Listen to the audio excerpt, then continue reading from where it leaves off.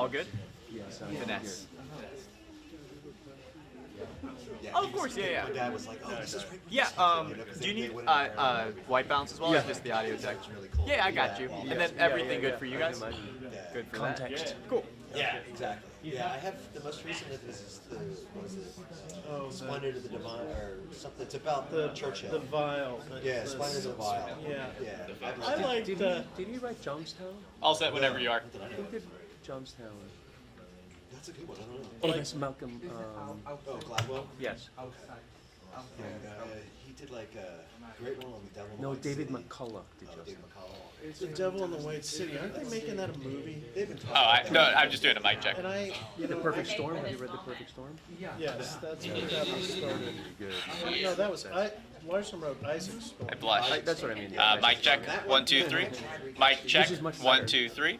I like it. Mic check. 1, 2, 3. Mic check. 1, 2, 3. Tried, and just finally Other test in the stream. Like, you know, read Were through. you also on your phone while you were reading it? No. One of those people. Good. Mic check. 1, 2, 3. Mic check. 1, 2, 3. She sells seashells by the seashore. Mic check. 1, 2, 3. Mic check. 1, 2, 3. Uno, due, tre, quattro, cinque. Usually I got it out. Like Don DeLillo, I got it out a couple of his books, but I don't do that anymore. But I recommended Killers of the Flower Moon to Justin. He was reading something like equally densely. Like you guys get out there, and I'm sure it's because you're pulling books off the C-SPAN channel, but he was reading something that I just, as soon as he read the title, I was like, asleep. Have you read 1Q84? 1Q84. It's I can never remember his name. Japanese author. It's 1,300 pages, Oh my God! and it's alternate. Thank you. And the movie's going to be different, but like the Yes. reporting in that book is bananas. I heard Sorry, They're- I got really excited. I didn't even- they're not. It's not You're in the group now. focusing on the FBI angle as much as It's like a love story, yeah. which sucks because the FBI angle is really like a part of like what's gone on with the reservations for years. It's a stain on America. Yeah. I'm terrified of it. I can't finish. See, you ought to read the book. Yeah, no, see, just walk by and just pass it. Dude, it's awesome. Just kidding. A friend of mine in New York has it, and he's tried to read it 3 times, and he hits a wall like you. Oh, dude. Like now, like the Splint was it that play in the Garden of the Beasts? That was Eric Larson about The rise of Nazis? the Nazis in World War Yes, II. I love that. That was incredible. Did they make that a movie? That the daughter having the affair with the Nazi guy? Couldn't keep her legs together. Yeah, that was a good one. He was the last U.S. diplomat. He was a professor in the University of Chicago or something. Yeah, but he was from like North Carolina or something like. Yeah, that was a good one.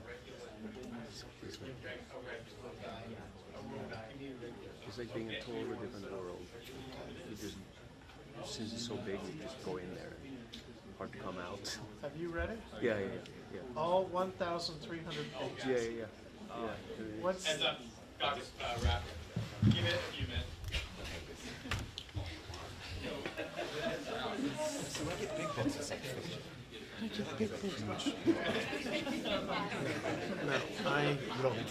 No, I'm strictly nonfiction. See, sometimes I need to escape. And that's Yeah, this is fiction. Yeah, I need fiction for escape. Yeah, that book will take you to a whole different world. It's so dense and so hard to follow for the first 300 pages. And then, so it really, it's demanding.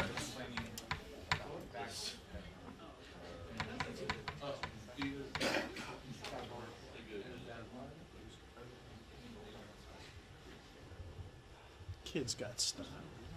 There's something about Mary. Have you seen that film? Yes. Yeah.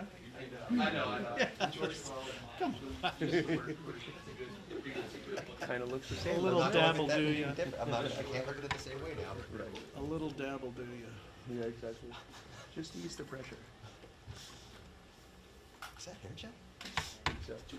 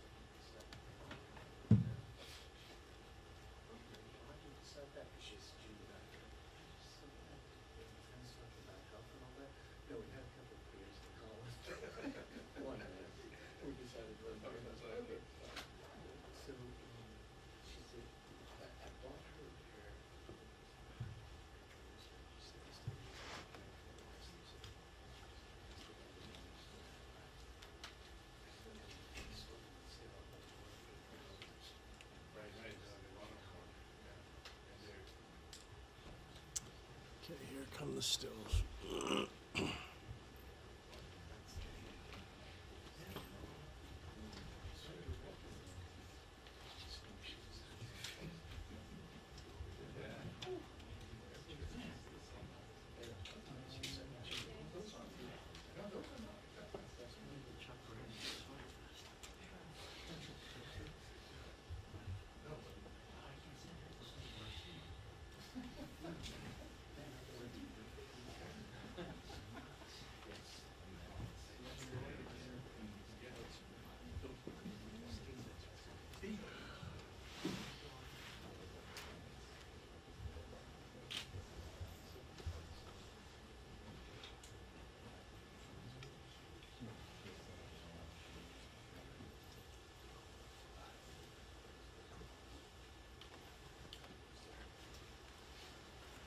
Heads up.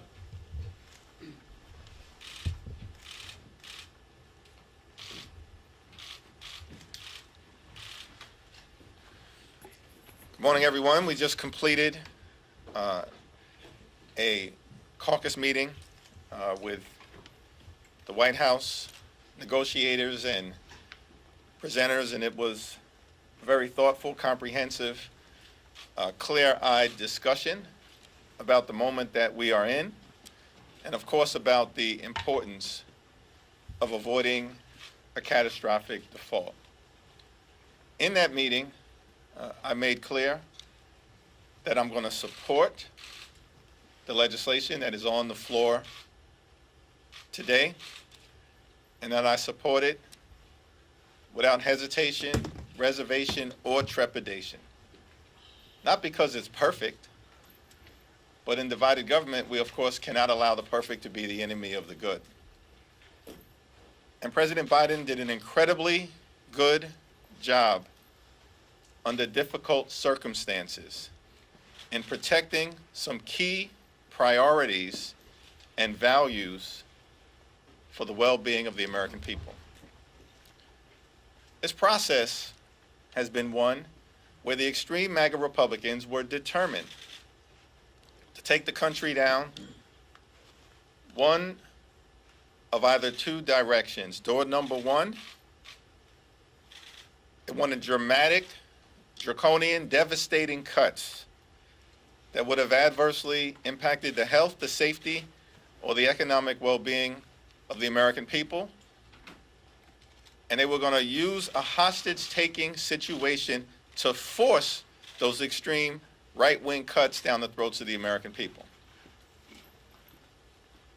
Door number two, if they are unable to get the draconian, dramatic, devastating cuts consistent with what was in their Extreme Default on America Act that they passed on the House floor, with the deciding vote being the serial fraudster George Santos on April 26, if they were unable to get the Default on America Act, they were willing to walk America through door number two. And door number two was a devastating, dangerous default. Crash the economy. Trigger a job-killing recession. Because as many of them indicated, including the chair of the Republican National Committee, that they believed that a default and a crashing of the economy would benefit them politically in 2024. Those are the options that they presented to the American people. So I'm thankful for the leadership of President Joe Biden, who found a third path. And it's a third path that does three important things. One, it avoids a devastating default, avoids crashing the economy, avoids triggering a job-killing recession here in America and throughout the world, and avoids hurting millions of everyday Americans. The second thing that President Biden and his team were able to do successfully, in partnership with House Democrats and Senate Democrats every step of the way, was to make sure that America would not be forced in another hostage-taking situation for the balance of this Congress. And it was incredibly important to make sure that the debt ceiling was suspended through the early part of 2025, so that the American people don't have to be subjected to this type of turmoil for the balance of this year and all throughout next year. And it gives us the space to work through how we can prevent this type of hostage-taking situation legislatively, legally, or administratively ever again. And then the third important thing that the Biden administration was able to accomplish is that they protected some things that were incredibly important to the American people, all of which were on the chopping block because of the extreme MAGA Republicans and their ransom demands from the very beginning of this year. But because President Biden held the line, some very important things were protected in this resolution. President Biden protected Social Security. President Biden protected Medicare. President Biden protected Medicaid. President Biden protected veterans. President Biden protected the Inflation Reduction Act. President Biden protected the clean energy tax credits that will be transformational. President Biden protected billions of dollars in funding to combat environmental injustice. And President Biden protected the American people from the types of devastating cuts proposed by right-wing extremists that would have hurt millions of everyday Americans. That was all accomplished as a result of this resolution. And I'm thankful for the leadership of President Biden, House Democrats who stood strongly behind him and his administration, Leader Schumer, and Senate Democrats as well.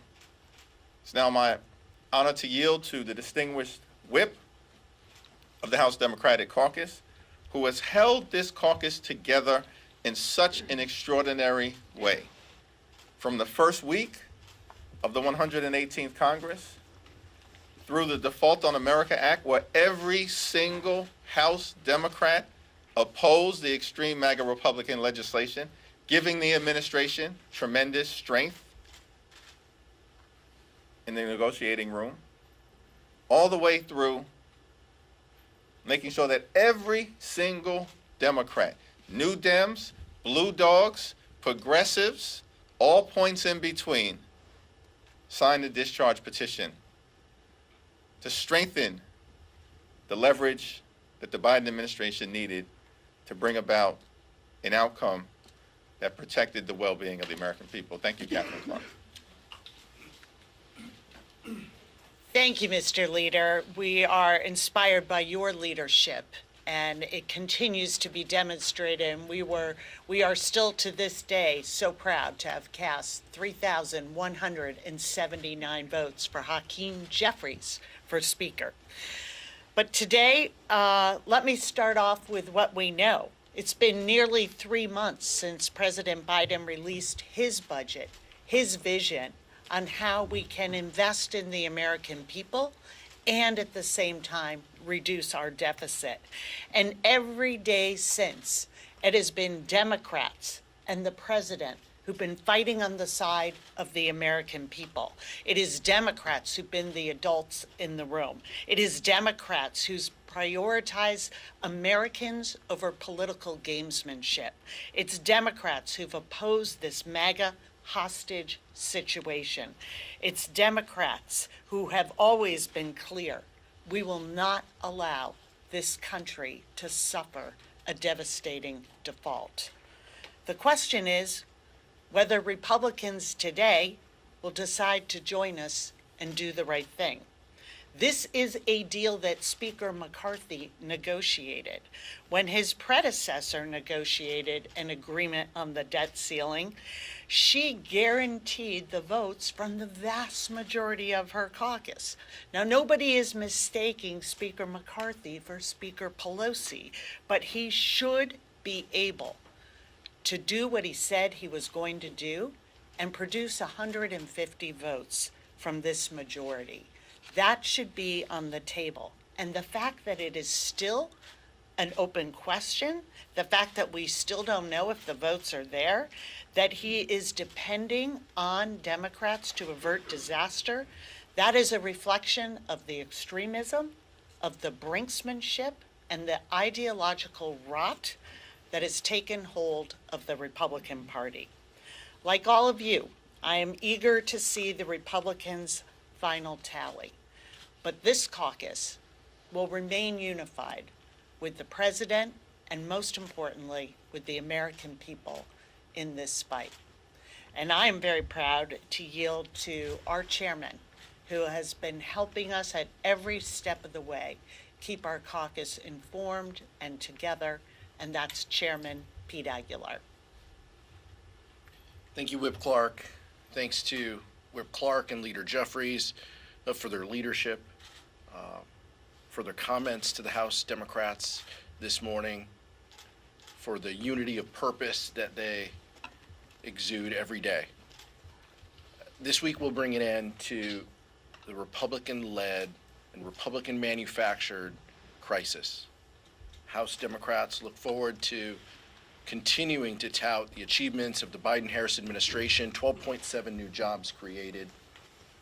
But when we reflect on this week, it's important to know this wasn't about deficits. This was never about deficits to Republicans.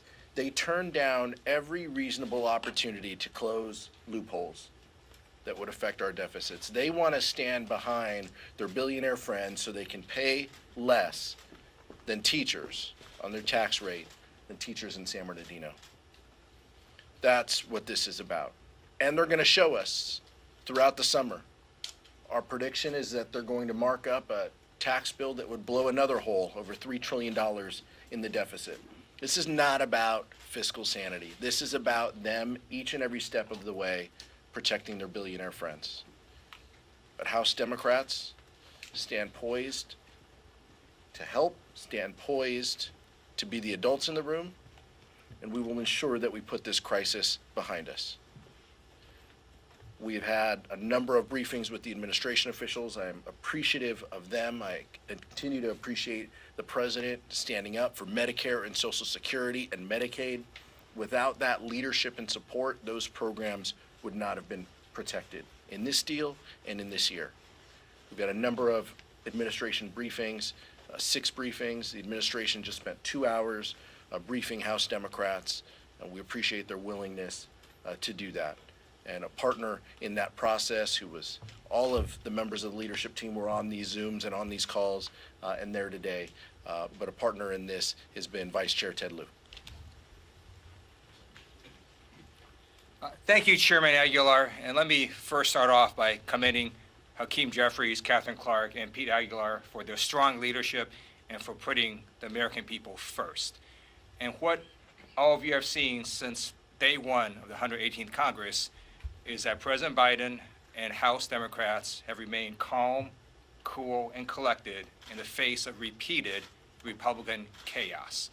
This is a GOP manufactured crisis. This is a routine vote. It was so routine that 3 times it happened under the former president with no fanfare.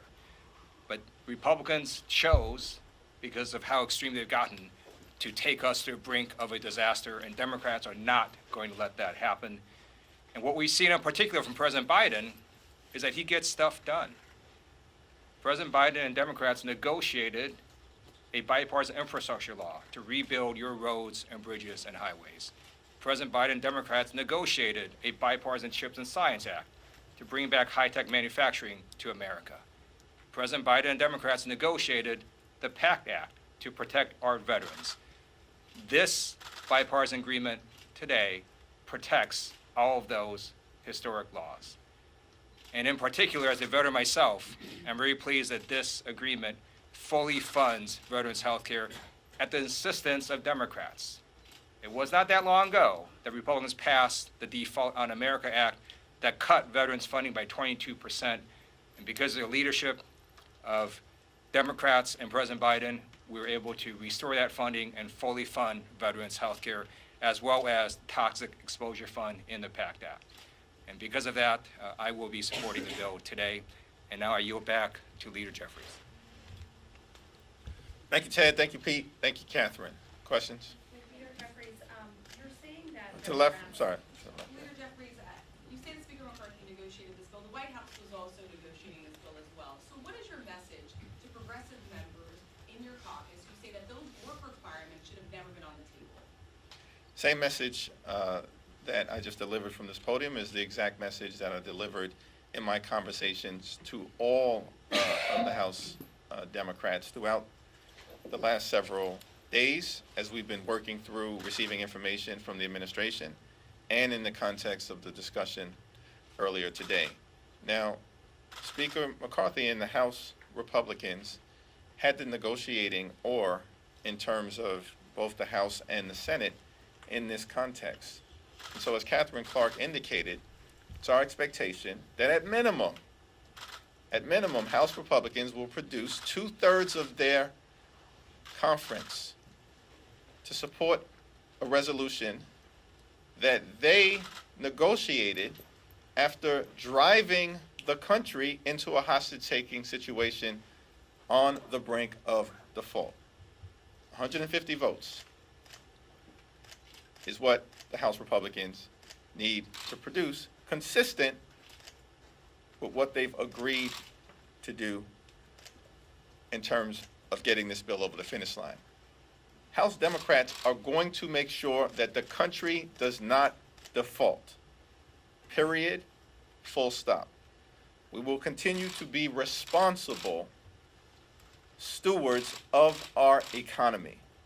And we will not let middle-class Americans, working families, those who aspire to be part of the middle class, seniors, veterans, the poor, the sick, and the afflicted, be hurt by a dangerous GOP manufactured default. We will not let that happen. But at the same time, it is important for House Republicans to do their part in supporting a resolution that they themselves negotiated. Leader Jeffries, you're saying that Democrats are unified behind this deal, behind I didn't say that. I said that we are unified in avoiding a default. We are unified as it relates to why the country is in this situation. And we're unified behind the leadership that President Biden has provided. But in order to avoid a default, you would have to pass this bill tonight. We're already starting to see some Democrats say no, like Chairwoman Pramila Jayapal has come out and said no. Is this fracturing the conference, and how do you mend those relationships? Have you reached out to her? Conference is not fractured at all. I had a very good conversation with Pramila Jayapal earlier today. Unity is different from unanimity. The great Jim Clyburn has always reminded us. We will continue to be unified. We are going to make sure that we avoid a default, and then we'll be unified as we move forward in building an economy that works for everyday Americans from the middle out and from the ground up. And we look forward to taking on some additional fights for the American people, including stopping the extreme MAGA Republicans from trying to jam another tax giveaway for the wealthy, the well-off, and the well-connected down the throats of the American people. We will continue to be unified in all of those efforts. Hold on, third row.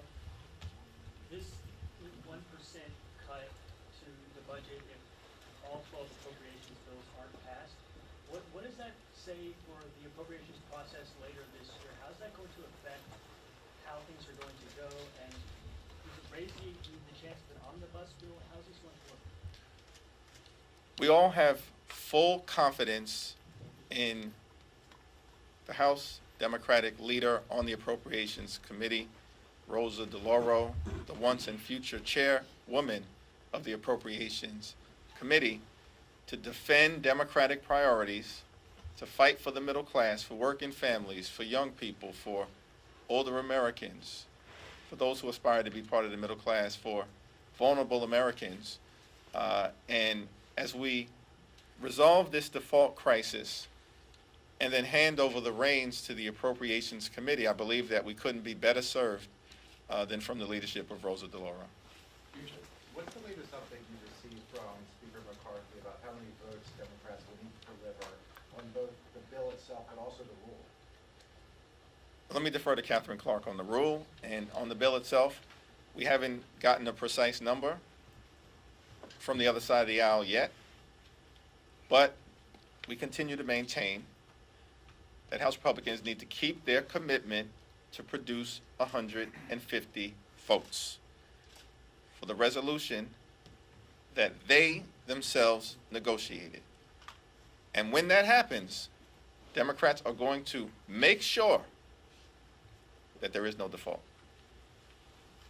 In regards to the rule, it's very simple. The majority is responsible for passing the rule. So Democrats won't deliver any votes for the rule if he doesn't have them? I think as Catherine indicated, the majority is responsible for ensuring the passage of the rule, but we will not allow a default to happen. Mr. Leader, you used the phrase hostage taking. At the end of the day, everybody negotiated over the debt ceiling. What does this mean whenever the next time comes around? Well, I think President Biden and Democrats in the House and the Senate were very clear that we were going to proceed on parallel tracks from the very beginning. And parallel tracks meant for us that we would avoid a default and that whatever resolution occurred relative to the spending side of the equation related to the appropriations process had to match in duration suspending the debt ceiling. It wasn't the original plan from the extreme MAGA Republicans. Their original plan, as you know, 10 years of draconian spending caps in exchange for an 11 or 12-month suspension of the debt ceiling. Are you kidding me? Give us a break. That was their position. And that's not the resolution. Did you have to forecast or pledge a certain number of Democrats to get through this? Thank you, Mr. Leader. Thank you. Yesterday, Councilman Jayapal also said that she felt the deal that is on the table today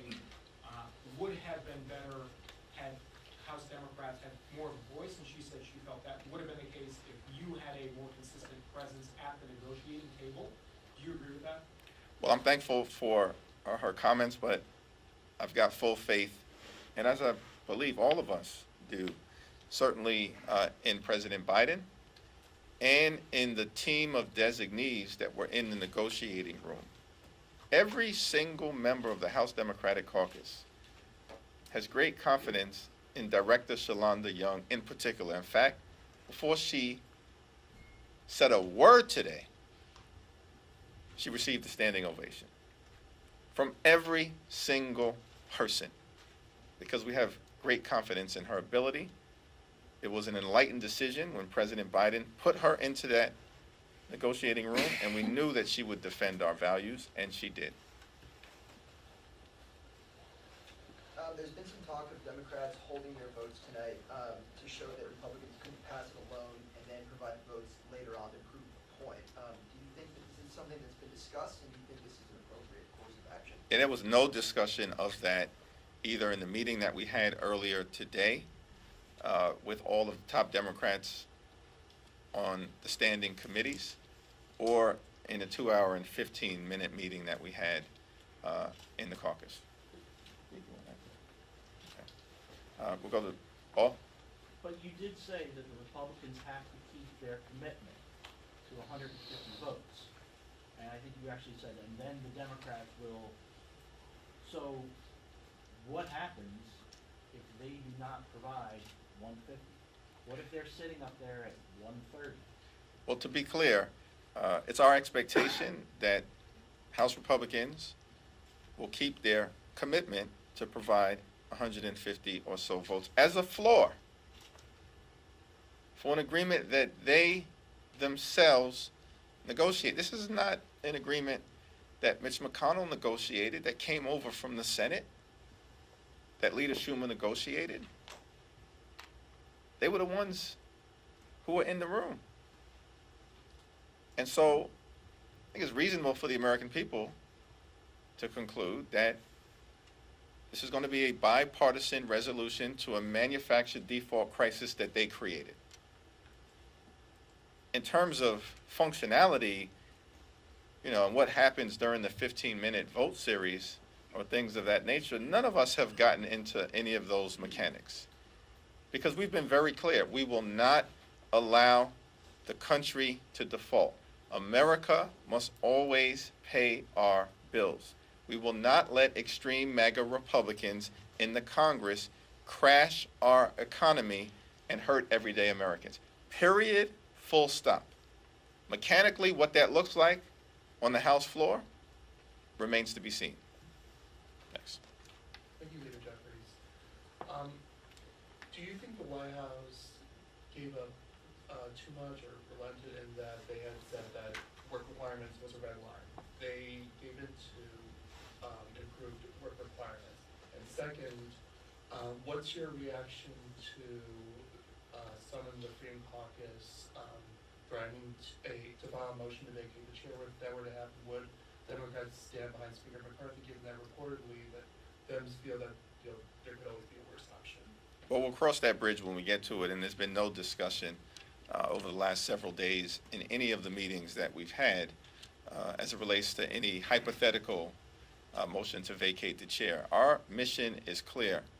Make sure that we prevent a catastrophic default from being visited upon the American people. Period, full stop. That's our mission. In terms of the so-called work requirements, which, by the way, have been in law since 1996. This was a phony, fake talking point injected unnecessarily into this discussion. Let's just be clear about that. Okay? The overwhelming majority of people who receive SNAP or TANF are already subject to work requirements because of the 1996 law. Now, in this situation, I think President Biden and his team did the best that they could. And in fact, expanded eligibility for veterans, expanded eligibility in terms of SNAP for homeless and the unhoused, and expanded eligibility for young people who have aged out of foster care. That's an extraordinary accomplishment. And what the Congressional Budget Office has had to say about this development speaks for itself. Last question. I was wondering how you feel about the 72-hour rule, if that should remain in place going forward, if that's something you would strike down if you were to take back Congress. Yeah, I'll respond to that, but I want to give everyone an opportunity just to offer some closing thoughts. Catherine, Pete, Ted. Pete. I would just echo what the leader said. I mean, House Democrats stand poised to avert this crisis.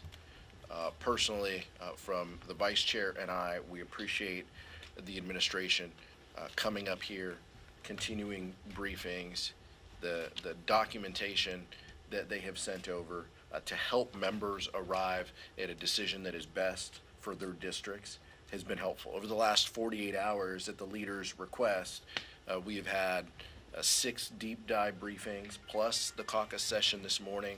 That's 9 hours. Over the last 48 hours, House Democrats have been digesting information to make the best decision we can to avert this Republican-led crisis. That's where we're at. And we appreciate all of the information that we have taken in, and members will make the decision that is best for them. House Democrats are very clear. There is no perfect negotiation when you are the victims of extortion. Nobody likes to pay a ransom note, and that's exactly what tonight's vote is. Our payment on the ransom of the American people. The MAGA Republicans, the extremists, have taken them hostage, offered, as the leader set forth, a lose-lose proposition.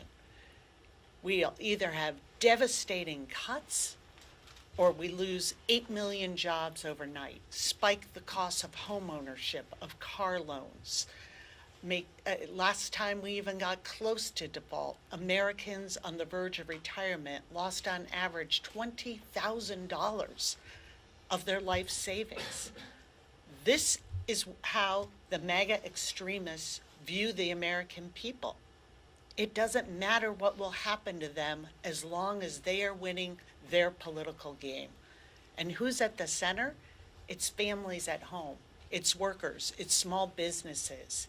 It is the full faith and credit of the United States, and not only the recession and economic catastrophe it could start here, but trigger globally.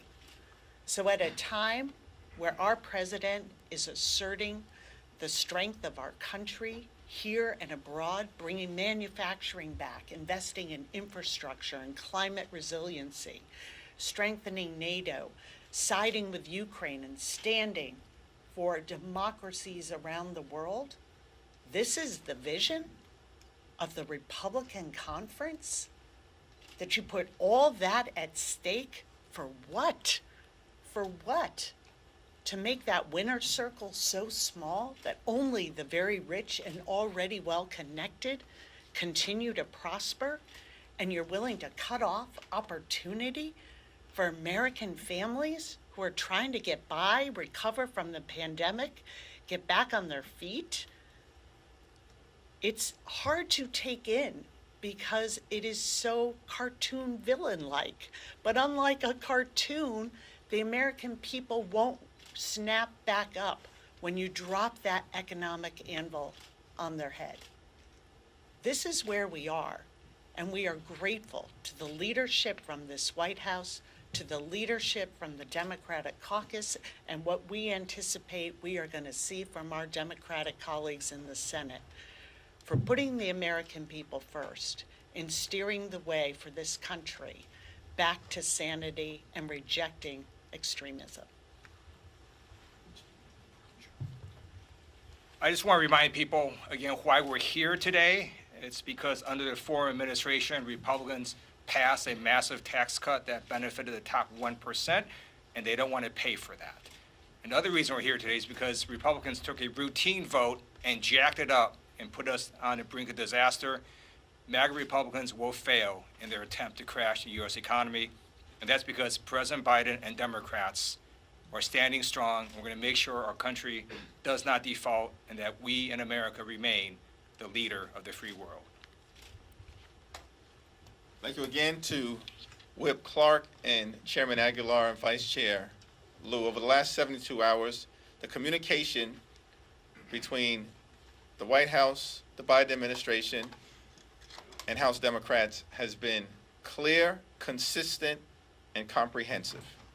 And I thank the White House for making everyone available at the highest level under the leadership on our side of Chairman Aguilar and Vice Chair Lou to make sure that there was a robust, active, authentic discussion so that every member can make an informed decision later on this afternoon and this evening as it relates to the legislation that will be in front of us and in front of the American people. What is clear is that President Biden has succeeded in protecting the American people from some of the most harmful and aggressive things that the Republicans were trying to jam down our throats. Protected Social Security, protected Medicare, protected Medicaid, protected veterans, protected the middle class, all those who aspire to be part of it, working families, the poor, the sick, and the afflicted, from the types of devastating cuts that extreme MAGA Republicans were determined to enact. And as a result of the efforts of the Biden administration, we're going to be able to make sure, here in the House and in the Senate, that America does not default and that our economy does not crash. And we will all live to fight another day in fighting for the people. 72-hour rule.